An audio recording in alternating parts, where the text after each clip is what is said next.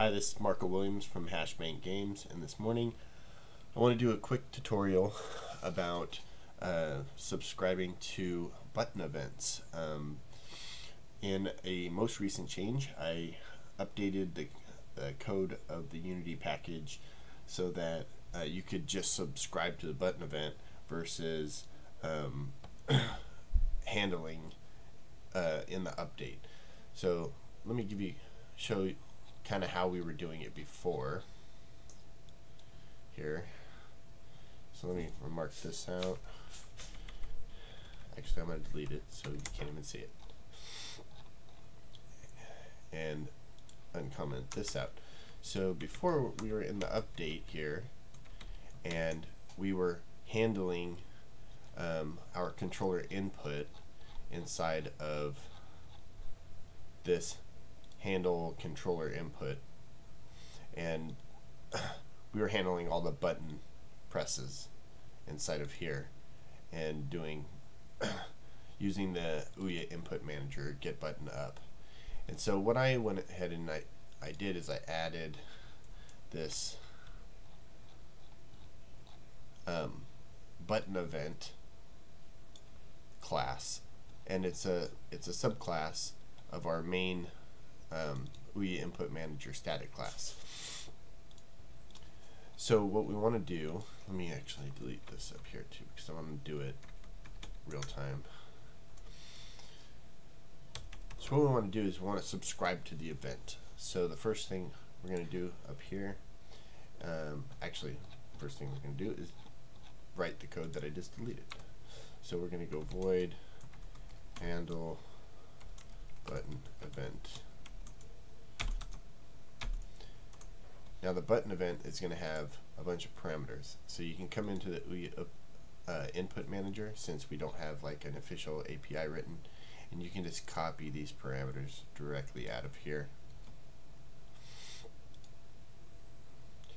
Just so you know where that was in the button event in the delegate where you're passing the information. And we can plop that right in here. And I like to try to change these names, so for now I'm just going to go like that.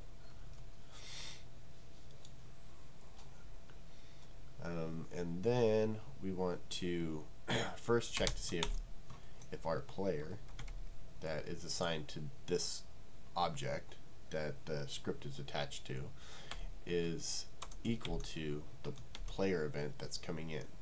So if it's not equal to that, we just want to return. We don't even want to handle this event because it's not for us.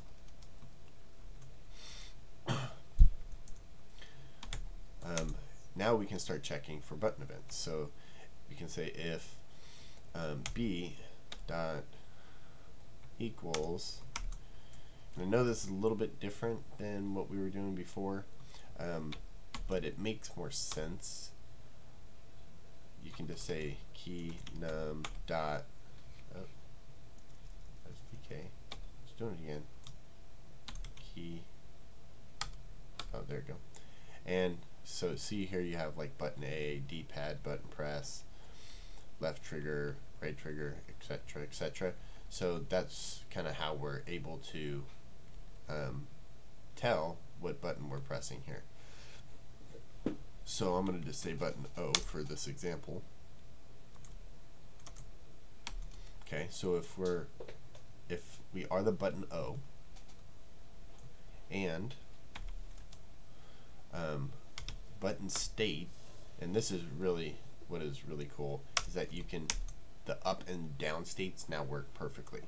So you can say button state equals Ouya SDK dot input action dot key up or key down, and those are really the only two events that we trigger right now. The other events are motion events, and none is not obviously not going to do anything. So you can really only use the key up, key down input events. So we can say key down,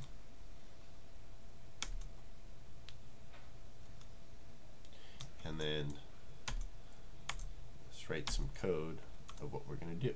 So before in our key down here we were attacking, so we can copy our attack code here, and then likewise we can say, now beware, don't put like else something else, because that means that every other button event that is sent for any other button, it's going to do something else.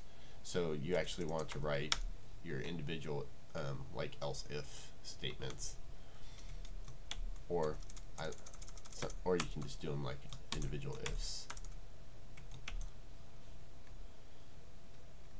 So we can actually just copy this exactly the way it is here and just change our key state. So key up, and we're going to say debug.log,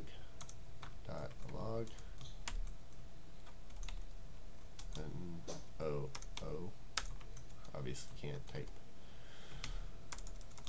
up was pressed on player plus player. Okay, and that's it. It will now, and so we want to disable this handle controller from the input, so it's not it. Sorry about that. Okay, so here we go.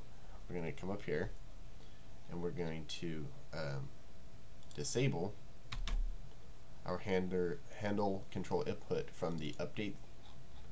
And then what we want to do here is we want to register to the event. So I'm sure you guys have done this before, but I'm going to go ahead and show you again. So we want to say Ouya input manager dot,